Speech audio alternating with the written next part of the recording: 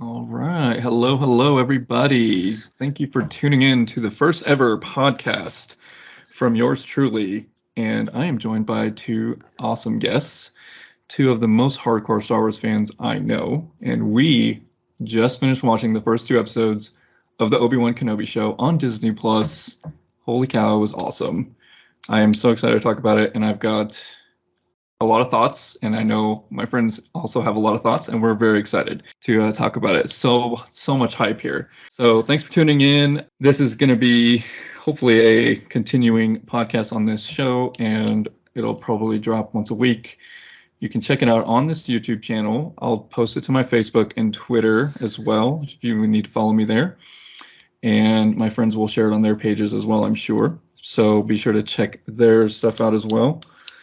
And yeah, thanks for tuning in. So we're going to go ahead and get it started. Thanks to my friends for putting up with all the audio issues that we had setting this up, but we got it to work.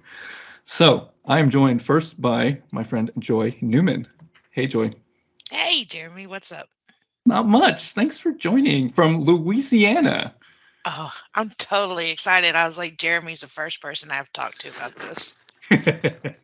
Well, real quick background. When you and I first met, the first thing we talked about was Star Wars. Yes, it was. We heard a ringtone go off with the Imperial March, and we both jerked our heads. And then we looked at each other, and it was like we knew we'd be friends forever. We knew immediately right then and there. Yep. I'm also joined by my other really great friend, Eric Marshall. I have never seen Star Wars. You don't know it. You don't know Star Wars. I don't. I don't even know why you're here. I think it's something with the ship, like Enterprise and Captain Oh, Kirk. God. Oh, that he just committed a huge Star Wars sin right there. He just triggered That's some. all. Guys, 2 episodes down. We have 6 episodes total. Where is your hype level at right now after those amazing episodes? The trailers were awesome. The hair on the back of my neck stood up, and I just wanted to say, finally, we are back to Star Wars. We're not in this new movie thing. We are back to Star Wars. We're back to characters we love, and we're getting to find out what happened in between, and that's just awesome. It's so amazing. So you think it's true feel of Star Wars? Honestly, I'm going to say 95% true feel of Star Wars. You got Obi-Wan. I mean, and you've got characters that we grew up with. I felt it a little bit, was a little of the new stuff. Kind of like at one time I thought, is this the Matrix? With Yeah. some of the fight scenes and I think it was at Reva jump in the building and stuff. I kind of felt a little Neo there, but all in all, I just got that real authentic Star Wars feel. Absolutely. Eric, where's your hype level at? Yeah, so it's something that I never imagined I would see on the screen. Nothing I'd ever thought would happen. Seeing, watching the original trilogies and then watching the prequels and that 19-year gap in between. Never thought about, okay, so what happened in between there? And then now hearing first off the announcement of the show and then seeing the trailer and then watching these first 2 episodes, especially the ending, which we'll get to, of episode 2, has got me super hyped about what's going to happen now. Oh, yes, absolutely. Yeah, the show is something that, when episode 3 first came out, we thought, okay, we kind of see how it transitions to A New Hope. And we didn't necessarily need anything in between, but now that we're here and we're getting it, I'm like, I am absolutely all in. After 2 episodes, I'm fully in. This is amazing, amazing Star Wars content so far. So we're going to get started with some breakdowns by going to the end and talking about that very ending that you were saying, Eric. You and I were sitting here watching it on TV together, and I think we both just got chills, and my hair was standing. It was so amazing watching the little short clip of Vader in his little bacta tank. That was amazing. That's all I needed. Yeah. And it answered our question. I mean, what we said before, because we knew Hayden Christensen was coming back, but the question was, at the end of 3, he's in his suit. So are we going to see him outside the suit, much, or is it going to be? And yeah, that first reveal of him in the tank, with all the scarring and everything was just, oh man, yeah. Hair standing up. I think we both audibly gasped and got hyped for that. We were both upset that it was ending right there. We wanted to continue on. Yeah, I totally agree. Joy, I was telling Eric when we finished, the first when they first announced the release date of the show, it was only going to be 1 episode. And then they changed it to 2 episodes. And after we finished that 2nd episode, it's obvious why they did that, because that's going to get anybody hooked. Anybody. You're going to want to watch it. And the look in his eyes when he's staring, through there. And it's just like, that was Vader. Yeah, totally. That wasn't Anakin. That was totally Vader. And yeah, you're just, yeah. Y'all talking about sitting there. I kept going, oh. I mean, talking out loud to the TV. It was just like, everything. Yeah, I absolutely loved it. I could have sat through another 2 hours. I know, right? Yeah, well, and that absolutely. was the good thing was the length was pretty decent lengths for the first episode was almost an hour. Yeah. And I actually was seeing Obi-Wan. I was seeing Ian McGregor in an interview this week during Star Wars Celebration, and he was talking about how it felt more like a movie than it did a show, because it's one director the whole time, and it's really just, the episodes are just called chapters. It's really just one flowing, continuous thing. It's really just a long movie, and it feels just like the old prequel movies. Mm-hmm. Okay, so real quick, I'll let each of you pick one other favorite thing besides the ending. Favorite thing right off the bat. What do you think, Eric? Man, a lot of good scenes. I think something I actually really enjoyed. I think you and I both talked about this during the actress that plays Leia as a kid. Yeah, is phenomenal. She's funny. She's that sassy, smarter than a 10-year-old. She just, to me, she plays it great. I mean, it was really good. It was really fun to watch her interact with Obi Wan and her parents and everything else. So I think I'm kind of excited to see that progression there. I totally agree, dude.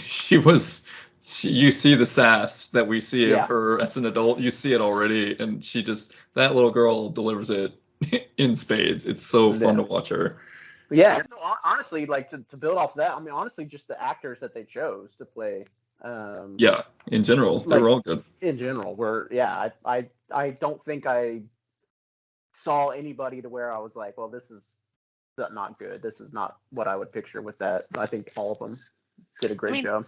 How many movies have you seen that have continued, the stories continued, that the same actors come back? What I was so happy with is seeing Jimmy Schmitz as Bail Organa, and seeing and I can't remember his name, but the guy that played Owen Mars, because they were in the originals, and they came back, and it's just thank you.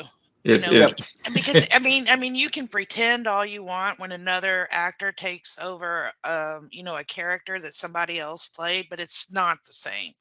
No. And so I think this is just a testament to this legacy, the Star Wars legacy in general, that these actors are like, yeah, I'll come back. It's Star Wars, dude. Joy, what was your favorite thing other than the ending?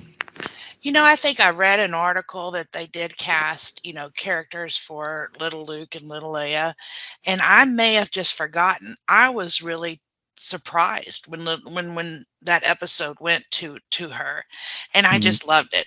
My favorite part, and I mean, this is the girl in me, is when they were dressing up fake little Leia and they were doing her hair, and that's what Princess Leia for, is the buns and the hairdos, and it was just like you knew exactly, and you're like, oh, it's little Leia, and it was that was a great moment for a true fan. Great. Yeah, for sure. I think Leia stole the show so far. She was so, I mean, cute is a simple word to use, but just as a little girl, you feel like she controls the room and is telling Obi-Wan what to do, and it's like, this is Obi Wan Kenobi, and she's telling him and outthinking him in certain spots, and I was like, okay, I'm sold. This Oh girl's yeah. amazing. And then Yeah. I go back to and throughout the whole thing, like different lines and different scenes from the previous movies kept popping up. And I just remember Leia telling Luke on Endor when he was like, do you have any memories of your mother? Or do you remember your mother? And she was like, just memories, and I just thought about that we're getting to see what she was talking about. Yeah. Mhm. So let's go back. Let's go and dig deep into this. We'll start with the first episode. The opening scene grabbed me right away. It was that very nostalgic scene. We're seeing the initial moments of Order 66, clone troopers shooting at the younglings. One of the young girls was doing really well for a while, defending them.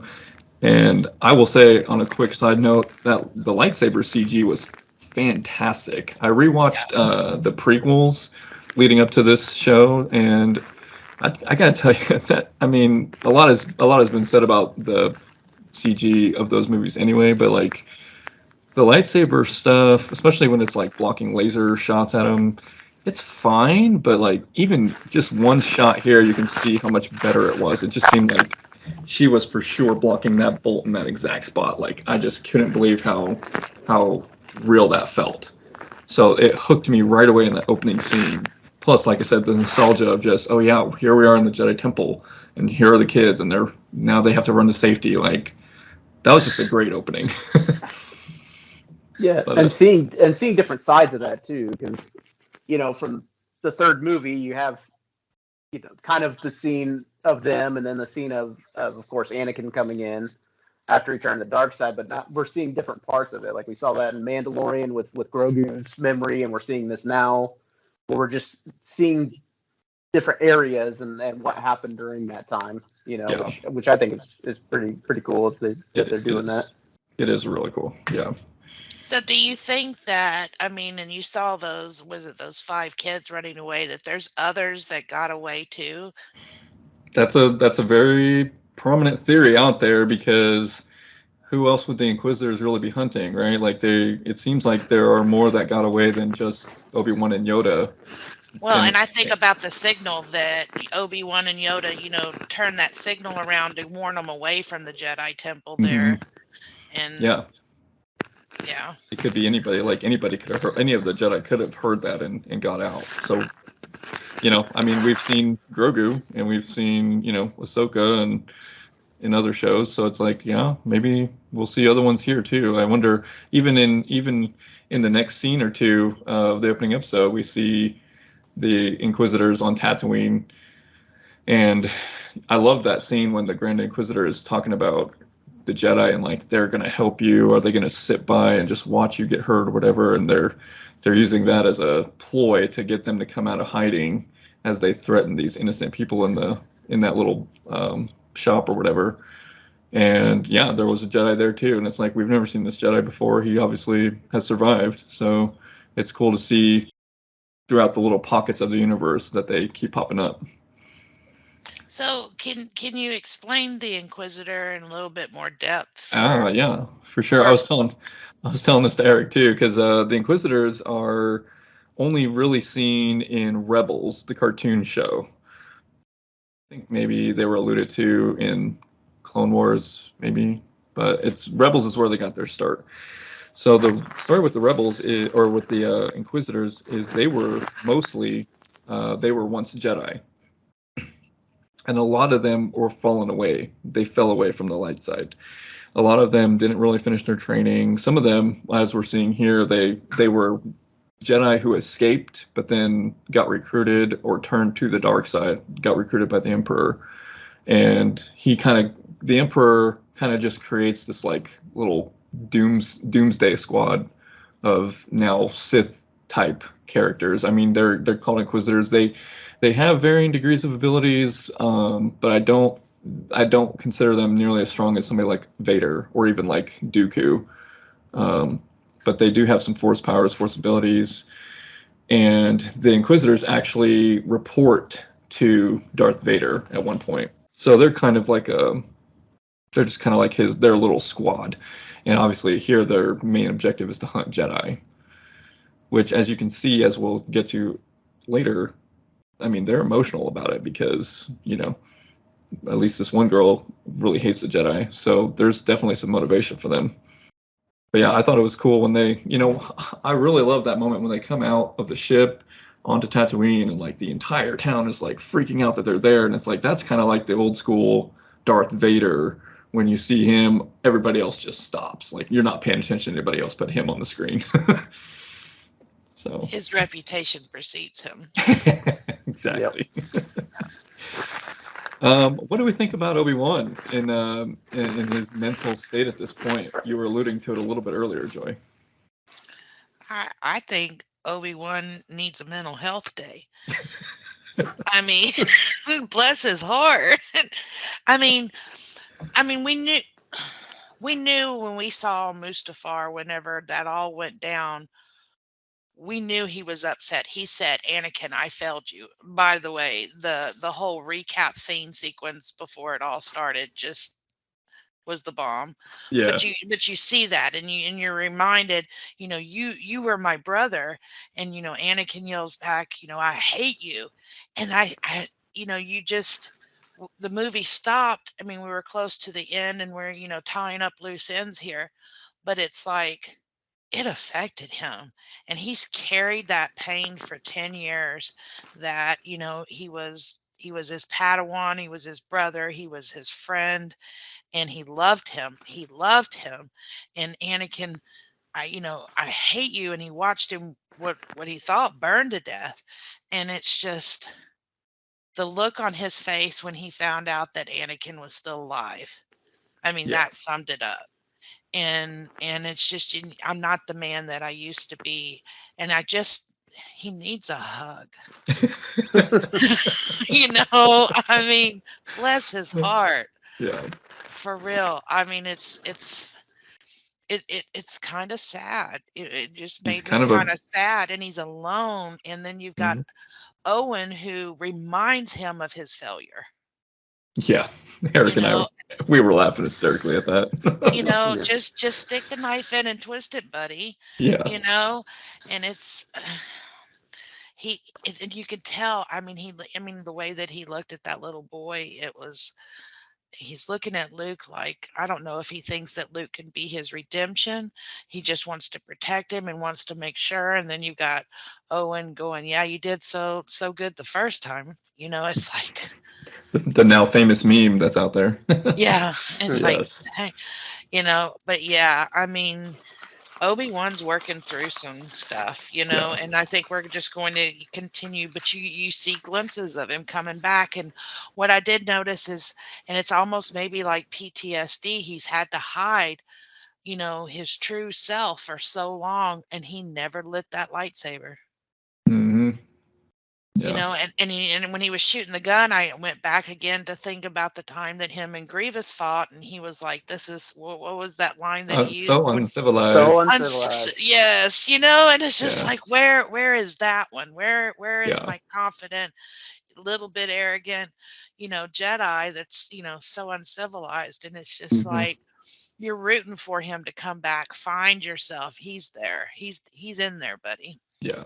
Eric, what do you think? Did it make sense to you? Did it make sense to you the way he was? And then you and I talked about at the time in the first episode of the show, we weren't sure if he even knew that Anakin was dead. We assumed he thought that after what happened in episode 3, but we didn't know. And we had some interesting conversations about just his sort of state of mind during this time. Yeah, because we weren't entirely sure, because there was a scene in 3 where he's watching the recordings with Yoda of Anakin going to the Jedi Temple, and then also when he's kneeling to Palpatine, and Palpatine says, "Rise, Vader." Yeah. And so we weren't sure if, you know, throughout these 10 years, if Vader's name has been said, so he knew that Vader was alive, he knew that was Anakin, you know, all of that stuff. But then that was answered, of course, later on when the third sister, Rena, says that. Reva, yeah. Reva, yeah. Mhm. Says that to him, and that that expression of oh my gosh, he's alive, type thing. And then at the same time, as far as kind of his mental state and kind of all the stuff he's dealing with. I mean, you hear it a few times where he calls out to Qui-Gon because, also at the end of 3, Yoda tells him, I have more training for you, that Qui-Gon figured out basically how to become a Force ghost and come and help. And so you have training to do. Well, now it's been 10 years, and as far as we know right now, he hasn't contacted him. Qui-Gon hasn't contacted Obi-Wan, and so Obi-Wan's like lost by himself and doesn't have his master there to help him, Qui-Gon to help him through this. So I'll be interested to see how that comes to play later if he finally shows up. But yeah, you see him I think a few times. He calls out to him once, and then later on, when I think the second episode, we're on that planet. I think that Jeremy we rewound it a couple of times where he says now would be a good time for some advice or something, Master. Yeah, that was interesting that he, even after all this time, he's still thinking he would reach out to him. I wonder if, I mean, the dream is to see a Liam Neeson reprise of the role and show up as a Force ghost. But yeah, because honestly, I mean, this is the first time he's been on his own without other Jedi to lean on. Because before, you had the Council, you have Yoda, you have Mace Windu, you have all of these masters on the Council and all these other guys to bounce off of and help out and figure things out together. And now you're alone. Yeah, and not only that, but you're without your powers because he's in hiding. So he can't use Force. He has to hide his lightsaber. He buries it deep in the sand, like we saw as he pulled it out later to go after Leia. But he's just some meatpacking plant worker, and he's making his little routine, work every day, where he's traveling a long distance on his camel-looking creature. And I don't remember the name of the creature officially, but it's a fun little creature. And then he sneaks a little piece of food away to feed his ride to go back and forth. And then he gets back and he's looking on to make sure Luke's okay, and that's kind of his routine. That's it. So yeah, I bet he's feeling pretty alone, pretty isolated, maybe even a little abandoned, especially if after all this time he hasn't really been able to reach Qui-Gon. So I wonder if there's going to be some desperation from there. Of course, now that he is seeing a purpose in himself again, he's finding himself again, which I'm sure we'll see more of as the show goes. But between finding Leia and now figuring out the Anakin is back, and he's definitely going to be ignited again, I'm sure. And when he had the dream, I thought about the line where Anakin says, "Jedis don't have nightmares." And I was thinking, well, Obi-Wan does. That's good. Yes. Do you want to mention, Jeremy, what little Easter egg you found? With Luke? Yeah, with the toy and Luke. Yeah, the toy. So Joy, I'm sure, I don't know if you picked up on it, but one of the days he's going back, and at late at night he's sneaking over to the farm, and he puts down a little toy on the whatever you want to call their little hut there, and it's that little ship, right? Mm-hmm. And then later, obviously, Owen throws it back at him. It's like, hey, you need to stay away from us. Well, that ship is the same ship that Luke is playing with in Episode 4 after he gets C-3PO and R2. So that was really cool that they brought that back. It's like, hey, that's where he gets his toy. Maybe he doesn't know whoever gave it to him. But I'm right. Yeah, I'm assuming that toy will end up back there again, and this time he'll keep it. I thought that was really cool. If anybody's interested, it's at around 2110 in Episode 1 of Obi-Wan. Yeah. And it's about 1950 in Episode 4, New Hope. Oh yeah, and the one Obi-Wan, it's like at night, right? When we see it. Yeah. 2110 is when you see it, and then 1950 in Episode 4. When you see and what's fun about that little Easter egg though is the toys have been showing up in a lot of the movies really ever since Disney. But I mean, I guess even obviously in the original it was there too. But like we see a toy when we see Rey's home in Episode 7. She's got like a little doll or something in there, and then in Rogue One we see a toy with Jin, when she's a little girl, she's got a toy. Episode 1, 2. Remember, I showed you that picture that had Maz as a little statue. Yeah, that's right. Yeah. Yeah, all these cool little action figures. So it's kind of, I don't know if that's product placement or what. I wouldn't put it past Lucasfilm to do that, but it's really cool that they're doing that continuous little thread. So yeah, we go on to, so as we're seeing Obi-Wan and the Inquisitors on Tatooine, we eventually shift over to Alderaan, which is amazing. We get to actually see the planet in full. I mean, we do see a clip of it at the end of episode 3, but not much. Here we're getting to see the fullness of that lively place. What did you guys think of that? Well, so Jeremy and I went back after watching the first episode, and we saw that clip from episode 3, and they actually did a really good job of mimicking what it looked like in episode 3 and then in Obi-Wan. Mm-hmm. So they did a really good job of mimicking, because you only see it for a few seconds when Bail Organa brings Leia home, in episode 3, and then in Obi-Wan, of course, you see more of it, and yeah, it looks pretty well replicated. So they did a very good job of that, and I thought it was beautiful. Yeah, Star Wars is actually just fantastic about introducing you to new planets and introducing you to new creatures, like the camel thing, and then the little rat dog that was digging in the sand right there on that, and that's what you focus on, and you're just like, I want that little stuffed animal, make that a little, Star Wars is just great about just creating new creatures. Well, and what's great about it is it doesn't seem like anything here on Earth. Like it's its own universe, and those things feel like they belong in that universe. I love that feel. Of them. Right, they had a ton of cool looking characters. Eric and I were laughing at those two little like worm creatures just kind of standing tall and slugging across the ground. I'm like, that's amazing. I love that. Yeah. Mm-hmm. And then that big hairy dude that's on that planet in episode 2 is like Bigfoot. Like, what is this? It's so funny. I love it. That's what Star Wars is to me, when it feels like that, and not just like just a random city that could be anywhere. It's like you feel the uniqueness of each place that you go. Eric, what was the name of the city? We thought it was Nar Shaddaa, or the planet that we were going on in the second episode. It wasn't Nar Shaddaa. What was it called? No. But that was like that neon. It kind of looked like a Hong Kong, Tokyo. It looked like Tokyo. Place. I have that in my notes as like it looks like Tokyo. Yeah. That's exactly what we said. Yeah. They definitely have like that great unique feel where it's just like this stands out from anything else that we've seen. It's amazing. When you're talking about like the animals, like I even have in my notes here, I said Obi-Wan is always nice to the animals. Remember the big green lizard thing that he rode?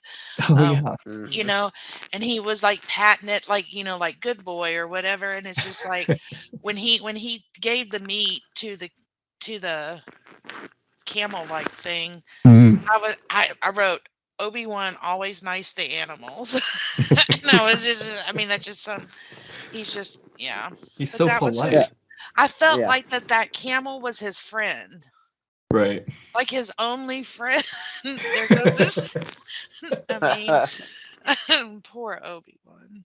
Poor guy. Daiyu. That was the name of the planet, was Daiyu. That's right. Daiyu. Daiyu. Okay. Yeah. So, what do we think about our Inquisitor characters themselves? The Grand Inquisitor seems like a pretty good, head honcho for them. And then, of course... But did you look back in the other episodes? Was he a little Padawan? Like, the markings on his face, like, I think I remember a little Padawan looking like him. In the Clone Wars? Or Rebels?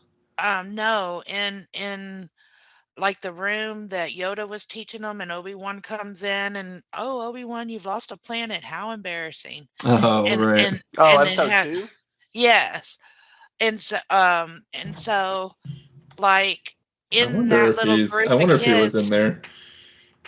I'm gonna have to go look, because the markings on his face, he's grown up and his face is wider now, but even still in the very first scene with the 5 kids, I think he was the one kneeling down. You couldn't see the markings on the top of the head because of the hat. Okay. So Yeah, maybe. yeah, so that was one of our speculations that we had. If some of those kids from the beginning are going to end up being, some of these Inquisitors. Yeah. Yeah. That would be really cool to see kind of them, and Eric, we were talking about how the context matters because, they were trained as Jedi, but also they're thinking that they're bad guys now because that's kind of what the whole universe is getting told. Yeah, and that was one thing I was going to bring up is I'm curious to see if there's going to be other people, not just the Inquisitor, but just other people around that, with Obi-Wan hiding, like that hate the Jedi because all they've heard is what Palpatine said, which was that the Jedi attacked and did a coup and tried to take over, and that's why they put him down, so that they thinking Jedi are evil. And especially if these Inquisitors were those kids, basically their formative years for these past 10 years has been him and Vader or whoever, twisting their minds and making them think that the Jedi are evil. So in their minds, they're the good guys. Absolutely. Well, and I want to get to Reva on that note because she seems way on the extreme end of that, and maybe even has a personal vendetta with Obi-Wan because she is very emotional against him. She was angry. Yeah, she had some issues. She seemed like it. Yeah, she seemed like it. So do we think there's? I wonder if she's maybe been around him before. Why Obi-Wan specifically? That's kind of the curiosity I'm wondering because, if they just were hating all the Jedi in general, she wouldn't be so fixated on one. Even the Grand Inquisitor was trying to taper her, her motives against just Obi-Wan and saying, hey, you need to stop going crazy here. And Fast and Furious, dude. The other one, I just call him, but he's Han from Fast and Furious. The brother. Yeah. And he was like, get over it. But right. she's not old enough to be like a love interest, I don't think, or a secret love, or she didn't have like a secret crush or nothing. Like I'm with you. Like I'm wondering what her beef with Obi-Wan is. Yeah, I do too. It's funny you bring that up because I was curious going into this show if they would ever hint at Obi-Wan's love interest in the Clone Wars, because he and Satine had a thing in secret, and then what was it? Darth Maul that killed her. So yeah, Darth Maul killed her. So there's more was Clone Wars. Yeah, and there was more reason for him to hate Darth Maul, obviously, but I don't know if this Reva is going to have a connection like that or what. We'll see. It'll be interesting to see. I loved the scene with Leia when the first thing we see, like you said, Choi, we're like, oh, look, she's getting all dolled up. And then it wasn't even her, and she tricked everybody. And here she's outside running in the woods looking like she's already training to be a Jedi, which reminded me of in episode 9 when she's got Rey running around in the forest too, doing all those kinds of things. I thought that was great.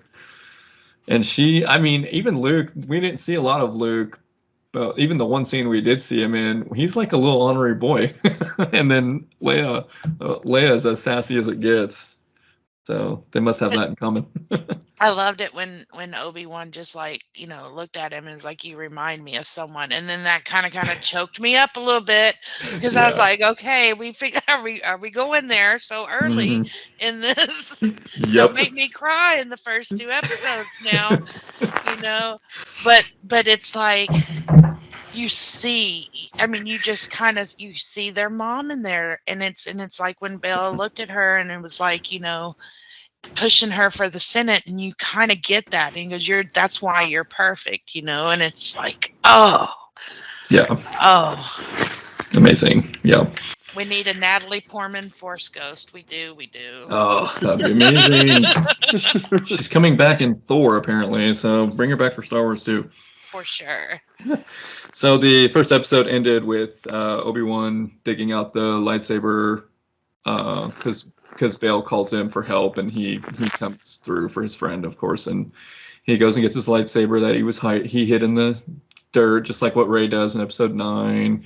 So he pulls it out, and then he gets on his ship or whatever, and he leaves, and so off he goes. And then episode 2, the second episode, starts with what was that planet called? Daiyu, yep. Daiyu, and that was just the coolest city, and we got to see Eric, we were talking about it. It kind of felt like the underbelly, seedy stuff of Star Wars that we've been dying to see for so long. Mm-hmm. It was great.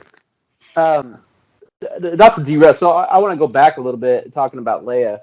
Did anybody else catch when she's talking to her cousin how it kind of felt like she was almost not using the Force, but kind of like when she was talking to her cousin about, you know, him and his dad, where she was like, you just say whatever he says because of this and this, almost like she could feel his emotions almost, or almost like read his mind and know exactly what he was feeling. It was almost like she was. That could be a Force thing. It could be a Force thing. like almost that she was, since she's so young, like it was almost like she didn't know what she was doing, but she was using the Force almost, kind of giving us our first glimpse that Leia was Force sensitive.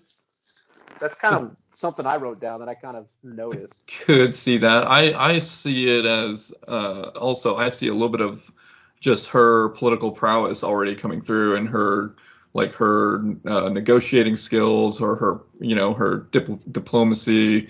Like I saw a lot of that in that scene as well. Just how she, I mean, and her Bale's already telling her about the youth program and the Senate stuff that she's going to do even as a young kid. So it's like it already seems like she is getting groomed for that role, which I loved. And they actually, I don't know if you guys remember in episode 2 when Anakin and Padme are walking and she's telling him about the legislative youth program also. You guys remember that? And so I guess it's never too early for these kids. Yeah. No, and then you got to remember that Padme was queen at 14. True. That's right. And well, so and she's only, Leia's 10 now, and this is, what is it, 9 years before episode 4. So, I mean, yeah, it makes sense that she's already getting started. And then, like, going back though, when they were on Tatooine, and they were walking around, and I was like, "Where is Watto? Where is Watto? Chut Watto!" I wanted to see him and see his little blue. I expected him to be in that bar. I know, right? I really, really did. And then let's not forget Flea from Red Hot Chili Pepper. Oh gosh, yeah. So they capture Leia, and then and Eric and I were looking at him like, we know this guy. Yeah. And we're like, no way. Is it really? Yeah, I was like, is that Flea? Yeah. And I immediately had to look it up because I was like, oh, that's just great. That was really funny. Yeah. Who knows if we're gonna see him again? It looks like he died already, but whatever.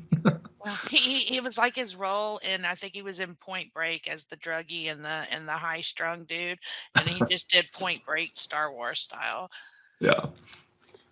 Although he did have a cool, even though we didn't see it, he did have a cool death though with the Grand Inquisitor's spinning lightsaber blade though. Oh, yeah. Well, do you think that he was spinning it, or do you think he had like a mechanical hand like Grievous? So it is something there is some like mechanisms in that device to make it a little bit awesome, like to make it spin like that. It's pretty awesome. Is that the round things that were on their back? Yeah. They pull it off in the middle, and then that thing they can turn it on to do that spinning. Gotcha. Yeah. Which is pretty sweet. Eric, we also mentioned that Flea was in Back to the Future, which I totally forgot about. Needles, yep. Gosh. Back to the Future too. Yeah, he's Marty McFly's boss that fires him. So funny, man. Yeah. What do we think about the action scenes, particularly in the second episode? We saw a shootout. We saw some jumping around, flying around on the rooftops, and then we did see. Did we see a lightsaber? We saw some lightsabers out. I don't remember if I was all that much involved with it, but we did see Reva. We did see Reva do some damage with one move where she cut somebody's hand off. That was pretty crazy. Oh yeah. I want to ask y'all a question. In your recollection of all Star Wars movies, when have you ever seen a physical fight scene where punching happens? Eric said the same thing. I said the same thing. I have it written down too. Obi-Wan with his hand-to-hand combat. Yes, I have never seen that. That is new. And then when he kind of grabbed his hand, like, ouch. And I'm like, you're Obi Wan Kenobi. Toughen up, dude, you know? But I was like, at the same time going, I don't ever remember hand to hand like that. It's always been lightsaber or blaster. Yeah. I I can't know. think of any. I mean, Vader uses his hands to lift guys up. Does that count? But still using the Force, like this was like just straight physical fight. Like I don't No. Like the remember. beginning of episode 4 when he lifts the guy up. You remember? And he like chokes. Oh, when he actually chokes him out. Yeah. Oh yeah. But that's not much like of a fist fight, fight. No, that's not a fist fight. Yeah, this was like straight up brawling. It was a little odd to see. You're right. It was weird. Yeah, it kind of took me back a little bit, along with the parkour. Yeah. And then, when she's jumping, like I said earlier, it's like when she was jumping from roof to roof and just some of that stuff. And I felt like in the last 3 Star Wars films, and I don't know if it was J.J. Abrams or not, but remember I said it kind of had like a Star Trek feel. Like I didn't know if I was watching Star Wars or Star Trek. And so in this one, it's like I almost felt like it was a little Matrixy. Totally. Abrams definitely had that. When coming off of his reboot of Star Trek and doing that with Star Wars, they definitely had very similar vibes. And there was a little bit of that in this for sure. Yeah. So I mean, it is just different, and I try not to focus on that because I mean we have to remember that the originals was in the 70s and 80s, and so we are a little bit more physical in our fight sequences and stuff now, and so I'm trying to keep my mind open. It was different from we'd never seen that out of an Obi Wan or whatever before. Right. I do think it's interesting. It kind of does fit narratively. Eric, you and I were talking a little bit about it, but like, he's had to learn how to fend for himself without using his lightsaber, which it's totally not his thing. So I think it's kind of fitting how kind of odd he looks doing it because it's not really his style. It's not really what he was trained to do. But he's had to learn how to defend himself in new ways. So I like that it fits narratively in this show. Anyway, it does feel out of place for Star Wars in general, though. Like this is just not what we're used to seeing. But you saying that it fits, with that makes sense when you say that. If you think about the bigger picture, Right. Absolutely does. That's why it's like keep your mind open, Joy. It doesn't have to be 1970s, Exactly. Well, and that scene when he finally does have to use the Force a little bit when he's saving Leia, and then he gets his lightsaber. It seemed like he was already ready to get, he wasn't going to be full strength yet, but he seemed ready to get back into the groove a little bit. So you think it's a use it or lose it kind of thing, Eric? Like that's a good question. It's like he was struggling, and it's like, I mean, are you just rusty? Or because Yoda was 900 plus years old and he had no problems lifting that X-Wing out of Dagobah. You know what I'm saying? That's true. To me, I think of it kind of like almost like flexing a muscle. Like if you work out a muscle enough, so like with the Force, it's like using that muscle and working out a lot because you keep practicing and keep training so it gets better and better. And then if you stop for a while and then try again, it's going to take you a while to get, you're not as strong with it. You're not as good with it. So like when he was saving Leia, well, if it's been, 10 plus years since he's quote unquote flexed the muscle to do that, it's going to be a lot tougher than it would have been 10 years ago when he was doing it all the time. That's kind of the way I agreed. Theory and the way I kind of think of it that way. Totally agree. Maybe why he struggled. Yeah, me too.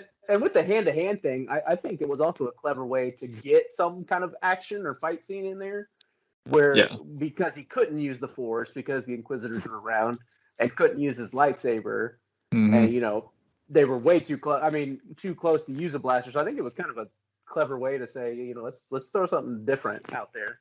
But I do have a note that I wrote down that he knew that they had sent out that warrant out for him, but yet he ran around without his hood on. That's true. Yeah, and I said that about Leia too. She was running around. I was like, why does she has a hood? Why don't he put the hood up on her too? And then they both can be inconspicuous.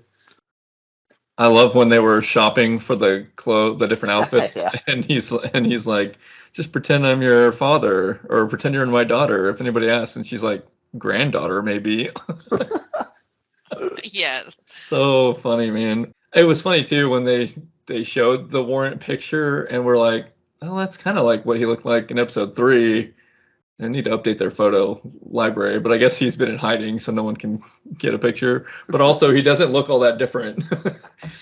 He's got a little bit more gray, but other than that, I mean, it was a gray gear. It looks pretty well for it being actually. It's 10 years in the universe, but it's actually about 20. Right. In real time, he actually still looks pretty well. Yeah, agreed. What do we think of Kamal's character? Haja, I think, is what he said it was. The fake Jedi. The con man. But was he a fake Jedi? The con Jedi. Or he's just a con man? Yeah, did you catch that? He was trying to pretend to be a Jedi, but he was using non-Jedi tricks. I don't know. I mean, I could have dealt without all that. Just me personally, but... Yeah, it's fair. I mean, I like him as an actor, and so it made me laugh. It was something a little different, but as of right now, I mean, he did, like, kind of get them the way to smuggle them off the planet, so, and try to redeem himself at the end, and he knows who Obi-Wan is, so I'm kind of curious on that, if they'll go into more of how he knows that's Obi-Wan. That would be interesting to know. Yeah, because, like, he saw the Wounded thing, and so that's how he knew, but he was like, I don't know, he seems to know stories, so I wonder if that's going to come into play later, but it is one of those things where it wasn't really necessary that he was in it, but for me personally, I like him, and I think he's funny, and he was playing, that character, so it was a fun distraction, but yeah, it was also nothing like absolutely necessary. Let me ask y'all this. Okay, so the girl or the woman and the boy that he helped, he was helping them to Corellia. Who is from there? Han, of course. Han Solo. That's true. So in my head, I'm thinking, is that little Han? Because Solo takes place around this time, right? 10 years? Right, right around here. Probably, yeah. I mean, that's Solo. A few years after this is before A New Hope. Yeah. And so this is, in that time frame between Solo and Rogue One. I mean, give him 5-6 years, and he could be young Han Solo. Yeah. I thought, is that an egg? Is that an egg? I thought the same thing, because Eric, I was telling Eric, is that somebody? There was a scene where there were like 4 guys walking down some stairs early on in the second episode, and they're wearing like the hat, the black helmet looking things, and I could have sworn it looked just like what Tobias was wearing in Solo, and I was like, is that supposed to be like a Solo reference? We rewound it and it wasn't, but I was just like, I feel like there's some Solo vibes going on too. And maybe we will get some like nods to like the setup of that movie, because this is only a few years before that. Yeah, and I don't remember in Solo, does he ever talk about his family or anything, or his past before? Because they were in like what was it, the sewers or whatever by that point when the movie started. So I don't know if he ever talked about it. I don't even know if there was a complete if you could say a complete paragraph about his family that he said. Yeah. It's so very vague, but yeah, I mean, Solo was a great movie. I think we can expand on that. Who knows if they will or if they won't, but if they're putting some eggs in this, maybe that gives us a hint of what's to come. Maybe they'll do a Solo series. Well, I will bring up now, we can talk about it more a little bit in a minute, but I will mention too, they showed the Andor trailer at Star Wars Celebration as well, and there are talks of this Obi-Wan show maybe having a little bit of a setup to that show, because Andor takes place well before Rogue One, and maybe this will line up with Obi-Wan, the timeline there as well. So there's a lot of moving parts that all could cross over, which I think that's kind of what they're going for. Maybe a little bit of the Marvel-esque thing going on with all that stuff. I'm excited about the new stuff's coming out, but if it's done anything like Rogue One, which was excellent. I mean, I think as a Star Wars fan, a lot of people were disappointed with those 3 movies that won't be named, but Rogue One was excellent. That was just on point, and especially the last 5 minutes. Oh yeah, for sure. That movie was awesome. For sure. Okay, any other nuggets, any other thoughts on the second episode, favorite moments, or any other kind of things that you were questioning?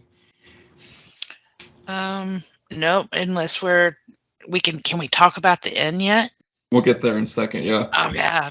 I mean, I think it was great. I mean, little Tokyo. Yeah. Yeah. I did want to mention, though, I love the little moment when we saw them playing, whoever it was playing Sabacc. Yeah. The little cards on the table. I love that. That was Kumail. Yeah. Yeah, Kamal was doing it. Yeah, come on. Uh-huh. Love it. Okay, so if there's nothing else, let's go ahead and get to that ending. Oh my gosh. Like the we know that we've seen Vader without his helmet before, but not like this. Like that was way more intense. Like you can just see the rage in his face, and I gotta say, I can't wait to see him in action now. Yeah. Yeah. Yeah, that's still like, yeah. Once again, I'm getting goosebumps now just thinking about like that whole ending, like 10 minutes of the third sister telling Obi-Wan like Vader's looking for you. Yep, Anakin's alive. That look on his face, realizing what's happening, and then when they cut to the tank with showing Anakin and like Joy mentioned earlier, like just the look in his eyes, it was just oh my gosh, yeah, so good. I wrote down in my notebook, OMG, 2 exclamation points, alive, 3 exclamation points. The look on his face, like Obi-Wan went through it was almost like a range of emotions. It was like, oh my God, he's alive. Oh my God, he's alive. I mean, just it was that quick, and you could just Ewan McGregor, hello. I mean, you read that, and then I wrote trauma, right? Right? Like, and then I wrote killed dude. So when Reva killed dude, I was like, oh man, because I wouldn't have minded seeing some more of him because he was like keeping her in check, but okay. And then I wrote Anakin, the breath of death. I was just, when you heard that. Put that on a t-shirt, people. That's great. Yep. I was like, when you heard that, because you got chills in episode 3, like you were waiting. And when that teaser came out and it was like, rise, Lord Vader, and then you hear the, you're just like, and they did it again. They did it again. And it's the same thing. And it doesn't matter how many times you do it. It's Darth Vader. Yeah. It's Darth Vader. Amazing. But Hayden Christensen as an actor, I know he gets clowned, and I was so glad for him to say, you know what, I'm glad that I'm back, and it just took people a while to kind of maybe appreciate it, and they're embracing him and loving him, and it's making him love what he did. And I know everybody's going to have haters, but him as an actor, if you ever watched him in anything else, and I tell people, if you ever have the chance to see Life as a House that he's in, the best part of his acting is his eyes. He is so emotional with his eyes, happy, sad, or depressed. And that last scene, I felt the rage. I felt the anger. And that's Hayden Christensen bringing Darth Vader to life. And whew, ooh, doggy, it was everything. Yeah, well, not to get into a full tangent on that, I mean, what I've always said, I mean, with Hayden Christensen and that whole Star Wars thing, is I'm like, he didn't write it. I mean, he's doing what the writers say, first off. And then you also have the directors and all them, the way he's acting, telling him that's fine and moving on. So ultimately, it's their decision that said, yeah, that looks good, and move it on. And so, yeah, you can't blame him for any of that. He's just the actor. He's just saying what they tell him to say, how they tell him to say it. That's So I can't tell you. I totally agree, dude, and I can't tell you enough how annoyed I was back when the prequels were coming out that he was getting so much flack, and I'm like, First of all, there were scenes where he was great. Like Mm-hmm. when he was coming back from the Tusken Raider thing after his mom died, and he's talking about I hate them or whatever, and it's like you can saw a just glimpse. see the anger and you can see the fuel Mm-hmm. of him becoming Darth Vader. And then in Episode 3, when he's burning at the end there, and he's just so angry at Obi-Wan, and he feels so betrayed. Like when it was well written and everything was good, when the production was good and all that, he was amazing. When it was poorly written, he didn't look as good. When he's talking to Padme in a lot of those scenes, and some of those dialogue lines are pretty cringy. I think we all know that, but it's like he did what he could. George Lucas is famous for that, and people have said, George Lucas is not the best dialogue writer. It's the bigger story around it. But you're absolutely right. He got heckled to all get out. Mhm.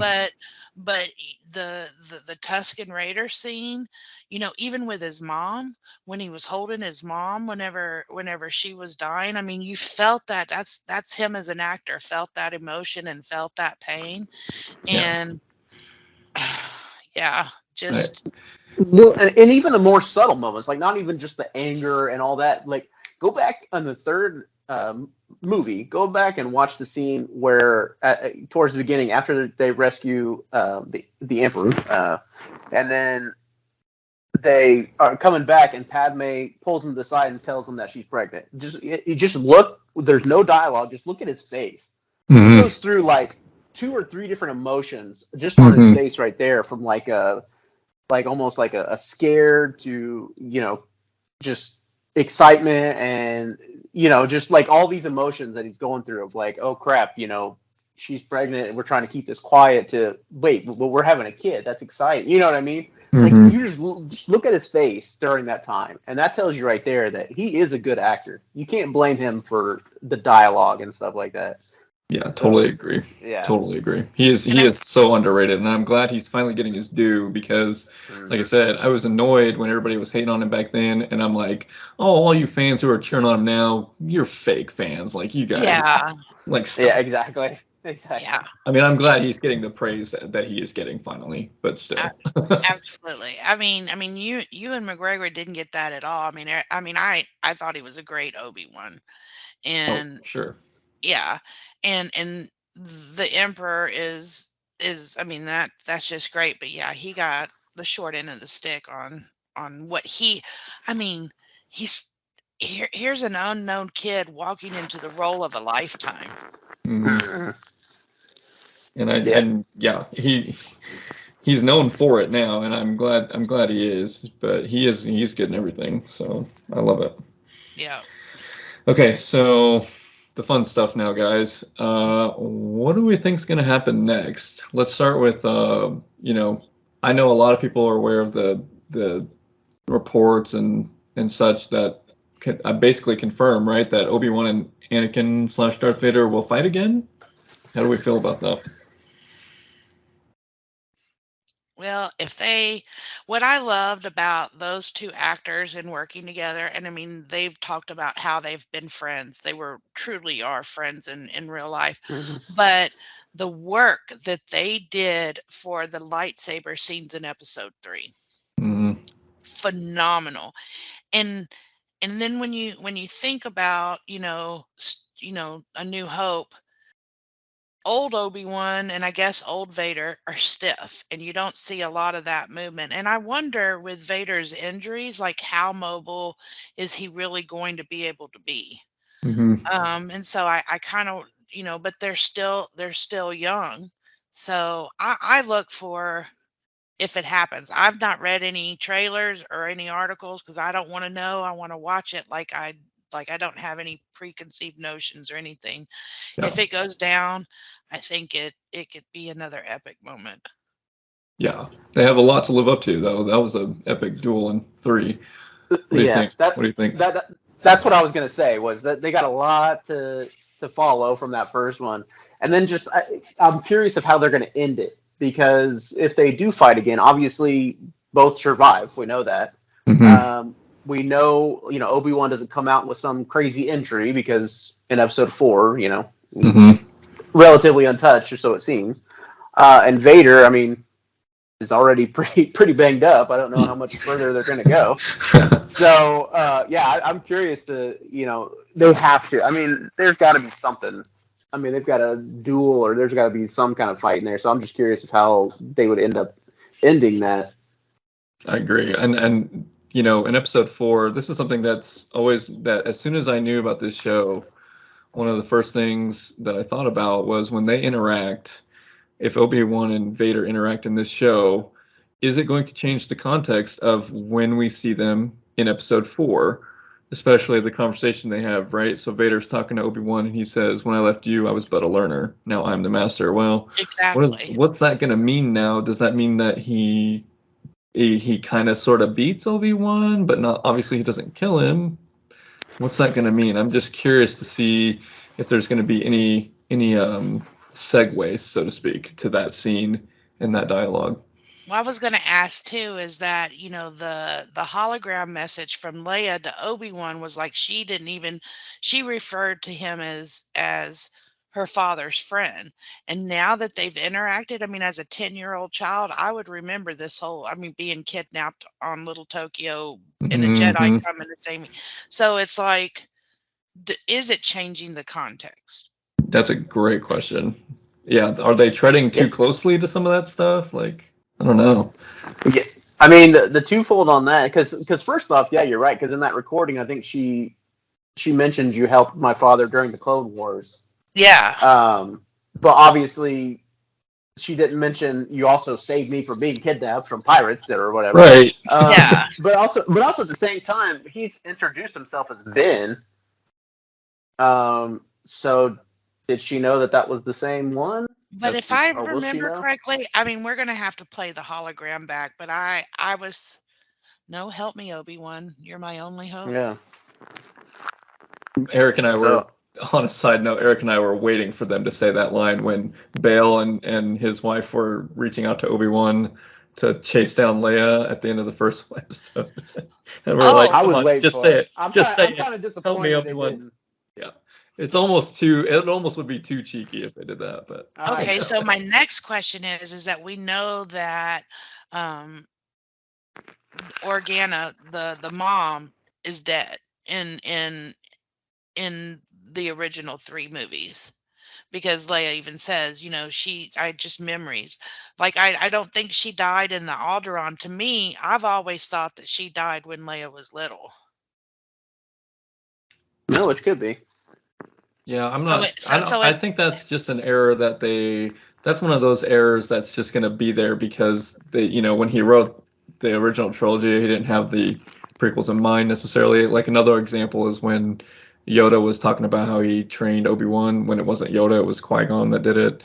There are some of those that just kind of stick out now because, now that they've built it up more, it's like, well, that's not what they said originally. So it's just going to be out of place a little bit. I just wondered if maybe she'll die during the Obi-Wan. She could. But, and going to the Yoda thing, technically, if you think back to the second one, and Joy brought up earlier, Yoda was teaching the class full of younglings. So, technically, Obi-Wan could have been like a youngling and oh, sure. He could have, but I'm pretty sure you can surmise that he's talking. That's how they can. That's how they can go back. That's how they can get away with it, because it's like Obi-Wan teases Anakin when they're in the yellow speeder chasing the bounty hunter that tried to kill Padme, when he's talking about if you'd practice your wit, you would match Master Yoda in your cyber techniques as much as you'd rival Yoda as a swordsman, right? Yeah, and he goes, I thought I already did that. So Yoda helped train them on some. Yeah, you're just walking a fine line right there. It is a fine line. You guys make good points. I'm not super sold on that, but yes, and I like the thing with Leia's mom is in episode 6 when they're talking about. Yeah, I don't really know. I didn't know her. I just had images, really. But here, obviously, Padme, her real mom, she never saw her because she died at birth. And then she can't be talking about this mom, whatever you want to call her here, because she's 10 years old here and she's had her whole life. She would remember more than just a couple of images. So But that goes back to what Eric says, though. I mean, Leia's maybe showing a little bit of the Force, and maybe she does. We don't know what little Jedi babies think and do, and maybe she does remember slight images. That's true. Well, we joked about it earlier, but Force Ghost Padme. Oh yeah, that would be epic. It's not gonna happen. And then I wonder if y'all don't have it, with the Oculus and being able to do Vader Immortal. Oh yeah. Okay, because the whole thing with Vader Immortal, if people don't know, is that he needs something to be able to talk to Force Ghost Padme. What does he need? It's some kind of crystal or something. It's been so long since I played it, but it was like the whole thing. And you're standing behind a rock and you're watching him, and it's the Anakin, and you can hear it's heartbreaking. But I mean, there's so much out there to tie together now. So on that note, I want to touch on this because we're talking about some small little continuity fixes and or errors, however you want to look at it. But are we worried about some bigger issues with what they're doing with these shows in general, not just this Obi-Wan show? But think about this, like, are any of the Jedi? To me, I don't think any of the other Jedi should survive this show, because when we get to the original trilogy, they don't think anyone else is around. And if they know that there are Jedi around after this show, it's not going to make any sense.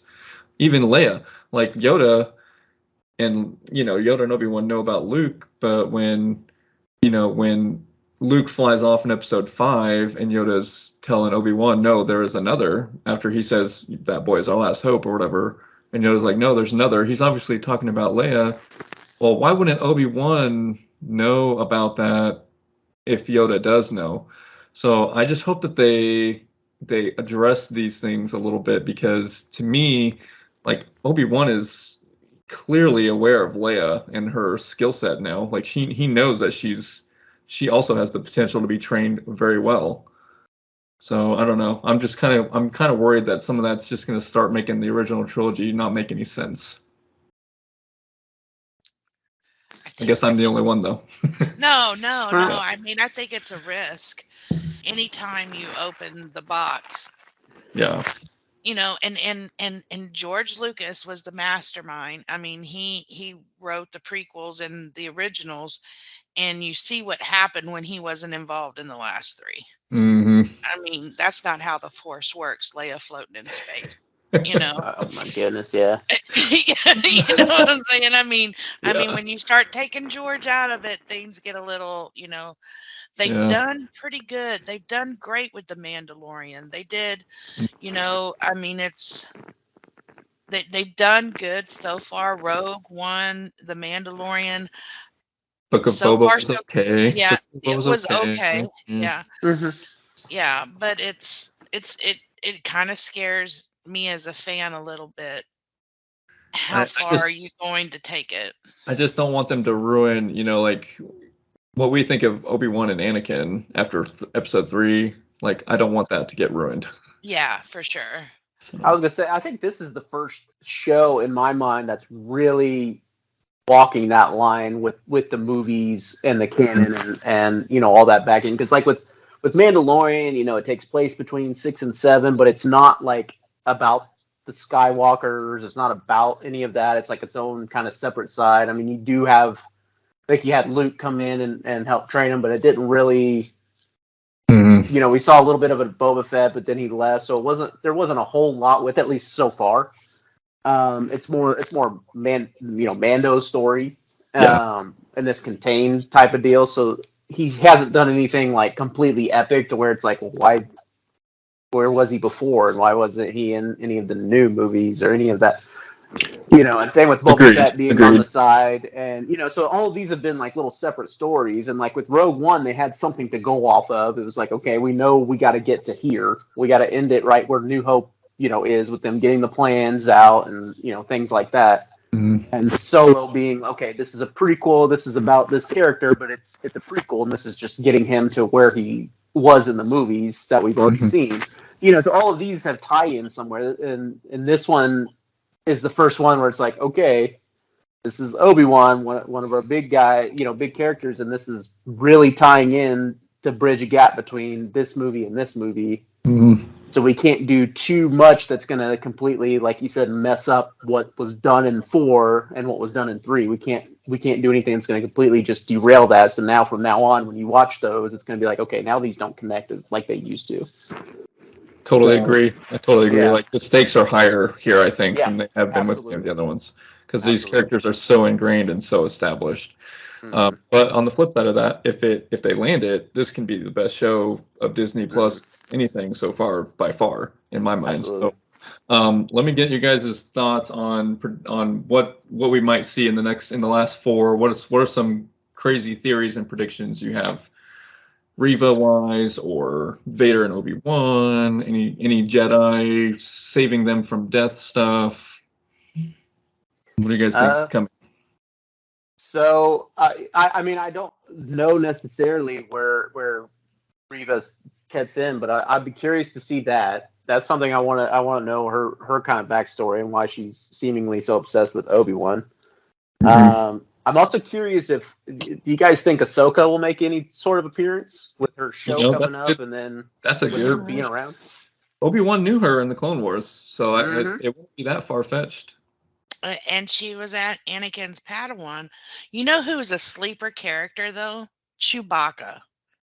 Because Chewbacca was 200 years old in Rogue One. So he's been around. I mean, he knew Yoda. Yeah. He did. He escapes with he escapes at the end of episode 3. Yeah. Mm-hmm. He knew Yoda. And then the character in The Mandalorian at the end, I mean, I just think that how is he with Han Solo and then with Princess Leia? I mean, it's almost, I know that they wiped C-3PO's mind, but it's kind of like R2-D2. R2-D2 has seen it all. Yes. He knows the truth about everything. You just can't understand him for him to tell you the story, I know, right? Yeah. And it's just, I mean, I wonder if they're going to throw a little Chewie in there. I'd be okay with that. You mentioned also, I wonder if Yoda's going to appear. I almost thought that was R2 that stuck his little thing out of the sand when Obi-Wan first walked into the cave, because you know how R2's little radar sticks up and he twirls it around. That's right. And I was like, is that R2? But then you go back to the original, then it's like, Ben Kenobi. I don't remember having a droid. Right. Well, you knew that Anakin loved R2 and tweaked him so much that he was like a little metal human kind of thing, Mm-hmm. And you look at that droid and you don't recognize it. I mean, you got some dementia going on there, Obi. I mean, what's going on? Joy, I swear, I think our brains are connected, because I said the same thing to Jeremy. With the first time Obi-Wan got home and that little radar thing popped up, I said the same thing. I said, I thought that was R2. Yeah. It's not. I thought the same exact thing. So where is he? I mean, we saw C-3PO on Alderaan, but which makes sense, because that's where he should be. He should be there. Right. I mean, but so R2 should be there too, right? Because he was with 3PO at the end of episode 3, with Antilles and all that. I did love the little conversation with the little Jawa. I was kind of disappointed we didn't get a Utini out of it. But I mean, it was kind of cute, That was very cute. Yeah, I love that. Obi-Wan. And it was a fun little interaction. Yes. He's like, if you're gonna steal my stuff, at least clean it. He's like, clean it. That was almost uncivilized. So uncivilized. Yes. And then here he is shooting pistols all episode long. So funny. Yeah. Not very well either, I might add. He needs to do more target practice on Wampa rats. You know what we forgot to talk about when he first got to the planet, and the blue trooper, which was the clone with the long hair. Oh, yeah. Wow. I was like, I know that voice. And then I looked and I was like, oh, it's a clone. Mm-hmm. Yeah. And he looks like he's seen some things. Seen stuff. So and it makes you wonder. It's like, okay, the clones are human. They do age, so you just let them out on the street. I mean, Darth Vader, you don't have a retirement plan for your peeps. I mean, what's going on? I did tell this to Eric, so you gotta watch the Bad Batch. Did you watch Bad Batch, Joy? No, I didn't. I haven't got. Yeah. Because they addressed that. There was also something when Obi-Wan is leaving when he's leaving Tatooine at the end of the first episode, he pulls out that little chip or whatever you want to call it, like that little metallic thing that he has to like show to the lady to get on the ship. Yeah. That is something that they show in Bad Batch. It's a new way of IDing everybody because that's what the Empire is trying to do, so they can track everybody. Oh, it's okay. nice little nod to the show there. Gotcha. Yeah. Oh, and what do we think of Lola, the new droid? Lola, I hope they fix her. I hope they fix her too. I liked her. That's the new BB-8. Yeah. And I was telling Jeremy this. So my brother-in-law is half Filipino. His mom's from the Philippines, and Lola is actually Tagalog, which is their language. It means grandma in that language. So that's so great. So the droid's names actually translate to grandma. Oh. Yeah. But I love it. I mean, you got to have a droid. Always. Oh, Always. You know? Yep. And this is a different one. I don't think we've ever seen one like this. So no, like a little hovering one. It's kind of like the one in what's the one called in the Marvel movie in Civil War with Falcon. He's got the little red thing flying with him. Is it something Red Wing or something? Red Wing. That's it. Red Wing. Yeah. Like it reminded me of that droid, like just a little flying, hovering companion.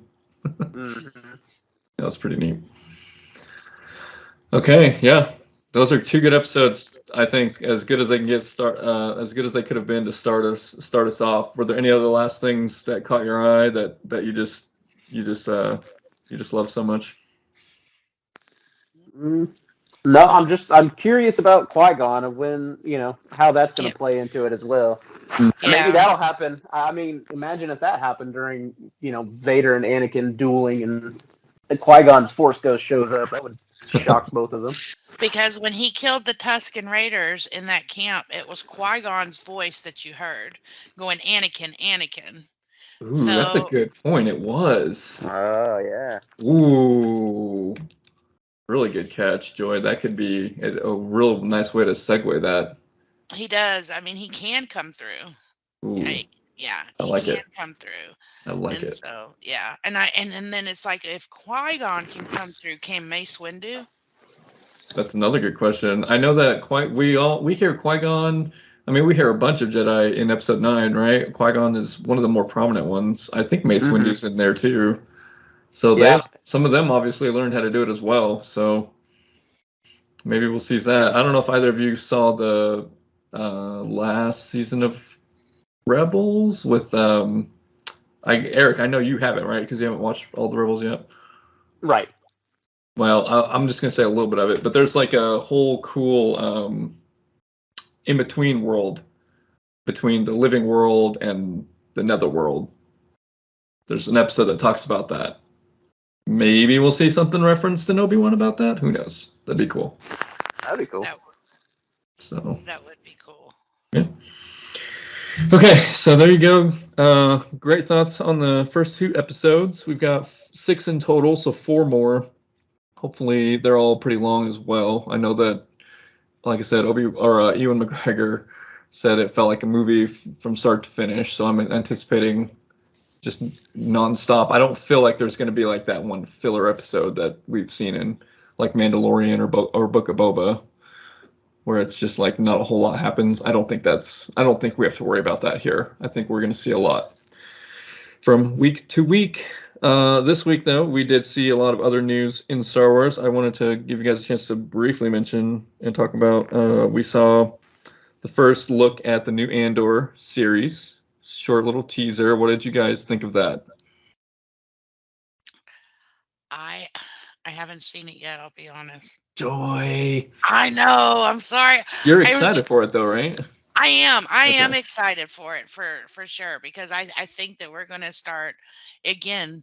It's tying in New Hope. Mm-hmm. It Yeah, might even tie in Solo. I'm hoping it ties in with Solo. exactly. That would be, We can hope. We can hope. we'll see. Eric, what did you think of it? I mean, yeah, just from the little bit we saw, I'm just super curious of kind of seeing that progression. Yeah, how that's going to tie into Rogue One, and Same. from Yeah. there. So Yeah, I don't know if you guys have seen in the news. There were reports that the show is going to be multiple seasons. So I'm curious how far back in the timeline this one will go. Hopefully we get to see quite a bit of development, especially obviously with Cassian's character. Maybe seeing him at a young age. I think we were seeing a lot of kids from where he was from. So maybe we see him with some flashbacks there as a younger kid. In the trailer, they also showed, I don't know if you guys caught, well, I guess, Eric, I don't know if you caught this. There was a girl with like red hair, kind of curly red hair. And it made me think of the girl in Solo who's starting the rebellion Oh at yeah, the yeah. end Oh, of right. at the end of that movie. She kind of looked like she would grow into that character. So we'll see if that happens. But yeah, Do I'm you pumped for that show. think we'll see another CG Princess Leia? Ooh, that's a good question. I don't know. Yeah. I would hope not. Maybe they'll do like if they do multiple seasons, it might be far back enough that they could like hire another girl like this girl here that they've got in Obi Wan and just kind of be, a 15-year-old Leia or something. That would be kind of interesting. Yeah, yeah. I mean, when I look at Leia in A New Hope, I'm thinking, 19, maybe 20. Yeah, 19, I think is their age for sure. Yeah. So yeah, that would fit if this show is like 3 or 4 years before. Yeah, that would be perfect age-wise to have like a 15-year-old. So anyway, that was cool. I saw the Mando season 3. I guess it was a bootleg trailer, Eric. It wasn't actually released. Yeah, like a leak. Somebody got their cell phone That's pretty funny. footage leaked. Yeah. It looked pretty good though. They didn't show a whole lot, but the plot line about him redeeming himself because he took off his helmet and and the whole thing with Mandalore, like that is definitely going to be a big part of the story arc. So I'm Did we excited see for that. Baby Yoda? Is Baby Yoda okay? I need to know. I don't know I don't remember if Grogu was in it. I don't remember now. I don't think so. I need to know. Was he in there? Yeah, we need to go back and watch. Obviously, he's going to be in the show, right? He chose Mando. How did your heart not explode when his little chainmail little shirt and he chose it? I mean, you can't get any better than that. So, Eric, something you need to know about Joy, and really same with me, Yoda is our favorite character. So yeah, I know his name is Grogu, but he is Baby Yoda to me. Oh, for sure. Totally. Yeah. Oh, yeah. Yeah. They haven't. The thing I like about it with Mando is you're not like tired of him. Like it's not like they overdid it. You know what I mean? To where it's like, oh, he's super popular, so we're just gonna like throw it in your face so much that you're like, okay, now I'm tired of it. And then, like every time you see him, he's adorable. Yeah. You cannot love Grogu, Baby Yoda, whatever you want to call him. Even when he eats that poor lady's eggs, her kids, Oh I mean, you're just that was like, so gross. yeah, but you still love him, even though. Oh yeah. Yeah, it's so cute that you're eating that lady's kids. Even though he's a 50-year-old. Yeah, exactly. Yeah, that's right. That's what I guess their mental age. I guess they mentally age slowly too. Then, huh? I guess so. Oh, That's for funny. sure. Couple other things. So Mando season 3 is early next year. They confirmed the Ahsoka show is going to be next year, and Ahsoka show is supposed to take place after Episode 6. But like you guys were saying earlier, I wouldn't be surprised if we see a cameo of hers in Obi-Wan and help set up that show even more. I know we're already seeing her talking about Grand Admiral Thrawn, and that's probably going to be the bulk of what that story arc is going to be about. But maybe they'll establish a little bit more beforehand. We'll see. And to me, if you're going to do a show on her, Anakin has to be in there somewhere. That's a good point. That wouldn't make a lot of sense if he wasn't. Although he really wasn't in Rebels. Well, I won't say a whole lot on that, but yeah, I could see that. Depending on especially if she shows up in this timeline, I could see Ahsoka talking to Obi Wan about Anakin. Kind of how she did with Luke. Remember, Eric, you and I were talking about it, or Joy, you and I were talking about it maybe, when she's talking to Luke about, your father was my, master or whatever. That was kind of a touching moment. I could see her having a similar conversation with Obi-Wan, since the three of them were all kind of close in the Clone Wars. I was going to say they were friends because when she was exiled from the Jedi Order, before she left on her own accord, but when she was leaving and Anakin chased after her, Obi-Wan was about to chase after her too, and I think Mace Windu held him back and had to let it go. So she was technically Anakin's Padawan, but really she held both of them, and she was kind of both of their Padawan, to be honest. True. Yeah, that's true. Yeah, I don't know if they can or if they will get her in there, but that would be cool to have her interact with Obi-Wan. Well, she's going to do a lot of stuff with Thrawn. I don't see how you can't have Vader in there. Yeah, that'd be interesting to see and Thrawn was if Thrawn is like a young, up and coming sort of, officer, and then obviously if you've seen Rebels, there's a little bit more context to what happened and why he might still show up later, but I would love to see a little bit of his origin. That'd be kind of cool. I think Vader needs his own show. Eric, we saw that meme. Tell her that meme we saw. It was so funny. Do you remember the meme? It was the meme where Anakin, it's the scene of Anakin looking away from Obi-Wan when they're arguing after Obi-Wan sneaks on Padme's ship to Mustafar. And then Anakin's looking away from him, but he's like, I want my own spin-off show. And then Obi-Wan says, the entire trilogy is your spin-off show. That's great. That's so great. Good. Oh man. But I mean, we're craving it still. No matter what, we're still craving it. Like the Rogue One scene, the hallway scene, like that's what we want to see more of. Like that's Vader in his prime. We want to see that. Yeah, I want to see, young Vader, like before he gets arthritis.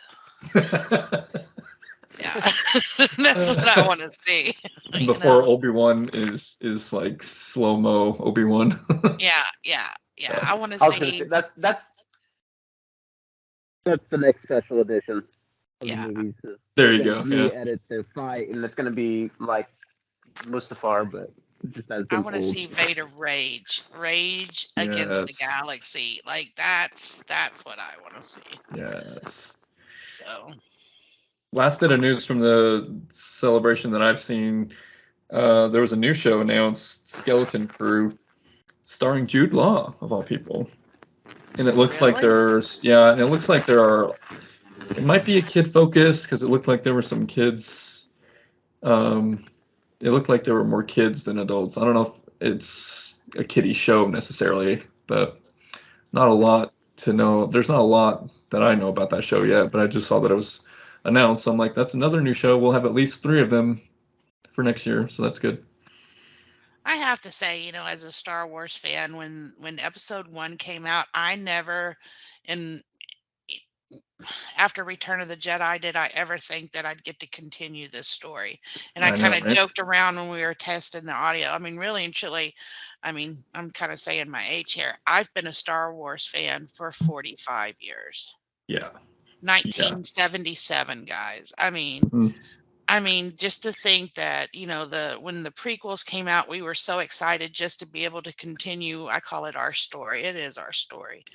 and they kind of hurt my feelings with, the Skywalker series or whatever, but I mean, I forgive them.